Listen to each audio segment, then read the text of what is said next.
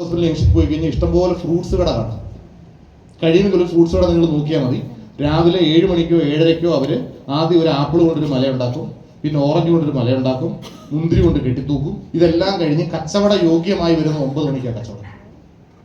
രാത്രി 8 മണിക്കോ 9 മണിക്കോ അത് കൂട്ടിയിട്ട് ഈ മലയെല്ലാം ഇടിച്ച് എല്ലാം പാക്ക് ചെയ്ത് സെറ്റാക്കി കടയിൽ നിന്ന് പോകുമ്പോൾ 11 മണിയാണ്. ചില കച്ചവട സ്ഥാപനങ്ങളിൽ ഒരു തൊഴിലാളിക്ക് കൊടുക്കുന്ന പൈസ പോലും ഓണർക്ക് ലാഭമായി കിട്ടുന്നുണ്ടാവില്ല. എനിക്ക് 2-3 ഹൗസ് ബോട്ടുണ്ട്. ഒരു വർഷം 12 മാസം ഉണ്ടെങ്കിൽ അതിൽ 6-7 മാസം എൻ്റെ ഒരു പണിക്കാരന് കിട്ടുന്ന പൈസ എനിക്ക് ലാഭം കിട്ടിയിരുന്നെങ്കിൽ ഞാൻ ആഗ്രഹിച്ചിട്ടുണ്ട്. ഹലോ, തുടങ്ങി കുടുങ്ങുക എന്ന് കേട്ടിട്ടുണ്ടോ? ചിലർക്ക് അങ്ങനെ തുടങ്ങി പുറത്തു പറയാൻ പറ്റത്തില്ല. ഒരു പോരാളി ഒരിക്കലും തൻ്റെ പരാജയത്തെക്കുറിച്ച് പുറത്തു പറയാറില്ല. കോവിഡ് വന്നപ്പോൾ സംഭവിച്ചു പോയതാ.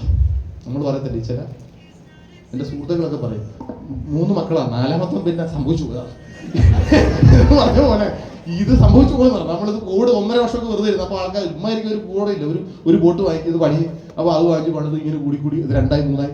ഞാൻ പറഞ്ഞത് മനസ്സിലാവുന്നുണ്ടോ? അപ്പോൾ പല ബിസിനസ്സുകളും നമ്മൾ വെളിയിൽ നിന്ന് കാണുന്ന പിക്ചറൊന്നും അല്ലാത്തുള്ളൂ. വലിയ പ്രതിസന്ധികളാണ്. പിന്നെ ഇത് പുറത്ത് പറയാൻ പറ്റത്തില്ല. ഒരു സോഷ്യൽ സ്റ്റാറ്റസ് ഒക്കെ നോക്കി അങ്ങനെ അങ്ങ് പോവുക. നമ്മുടെ ബിസിനസ്സിന് ആകെയുള്ളൊരു കുറവ് ഞാൻ ഈ പറഞ്ഞത് മാത്രമേ ഉള്ളൂ. എന്താ? കാണാൻ വലിയ ലുക്കൊന്നും.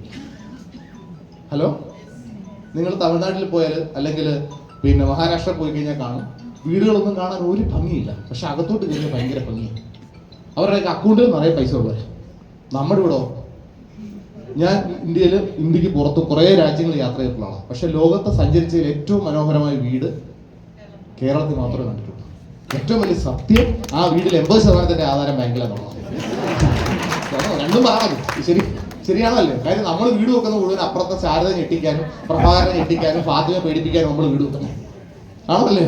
നമുക്ക് വേണ്ടി നമ്മളൊന്നും ഒരു പക്ഷേ ചെയ്യാറില്ല. നമ്മുടെ ഒരു പോക്കറ്റ് നോക്കിയിട്ടല്ല, നമ്മളൊരു ജാട സെറ്റപ്പ് ചെയ്യുക. ആ ജാട സെറ്റപ്പ് വെച്ച് നിങ്ങൾ മൈലേജ് സ്റ്റീൽ വരരുത്. പകരം നിങ്ങളുടെ ജീവിതത്തിൽ ആത്യന്തികമായ റോള് പണത്തിനുണ്ടെന്ന് നിങ്ങൾക്ക് ബോധ്യമുണ്ടെങ്കിൽ, ഭൗതിക ജീവിതം നയിക്കുന്ന ഏതൊരാളും ഭക്ഷണം കഴിക്കുന്ന പോലെ, വസ്ത്രം മാറുന്ന പോലെ, പ്രത്യുൽപാദനം നടത്തുന്ന പോലെ പണം ഉണ്ടാക്കുക എന്നുള്ളത് ദൈനംദിന ജീവിതത്തിന്റെ ഏറ്റവും വലിയ ഉത്തരവാദിത്തങ്ങളാണ്. ഇത് മനസ്സിലാക്കാൻ എന്നെ സംബന്ധിച്ച് കുറേ സമയം ഞാൻ എടുത്തു, കുറേ ഞാൻ കഷ്ടപ്പെട്ടു, കുറേ നാണം കെട്ടു. പലരും തുടക്കത്തിൽ കളിയാക്കിയിട്ടുണ്ട്, കുറ്റപ്പെടുത്തിയിട്ടുണ്ട്. അതൊക്കെ ഒരു സൈഡിൽ കിടക്കും. അതിനോട് മുമ്പ് തന്നെ ജീവിതത്തിൽ പണത്തിന്റെ പ്രാധാന്യം എനിക്ക് നന്നായി മനസ്സിലാക്കിയിട്ടുണ്ട്. അതൊക്കെ എല്ലാം കൂടെ പറയാനുള്ള സമയമില്ലാത്തതുകൊണ്ട് പറയുന്നില്ല. ഇത് GSTയുടെ സ്റ്റേറ്റ്മെന്റ് ആണ് നേരത്തെ കാണിച്ചത്. ഇത് ഓരോ മാസവും നമ്മൾ 3-4 ലക്ഷം രൂപ മിനിമം GST അടയ്ക്കുന്നുണ്ട്. ഞാൻ ഈ പറഞ്ഞ കഥയൊക്കെ മനോരമയിൽ വന്നു 2019. നെക്സ്റ്റ് പല അവാർഡുകളൊക്കെ കിട്ടി. ഇതിന്റെ സഹോദരനെ കൂടെ നിൽക്കുന്നത്. ഇന്ന് സ്കിൽ ഇന്ത്യയുടെ ഒരു സർട്ടിഫൈഡ് ട്രെയിനറൊക്കെയാണ്. സ്കിൽ ഇന്ത്യ എന്ന് പറഞ്ഞാൽ എന്താ?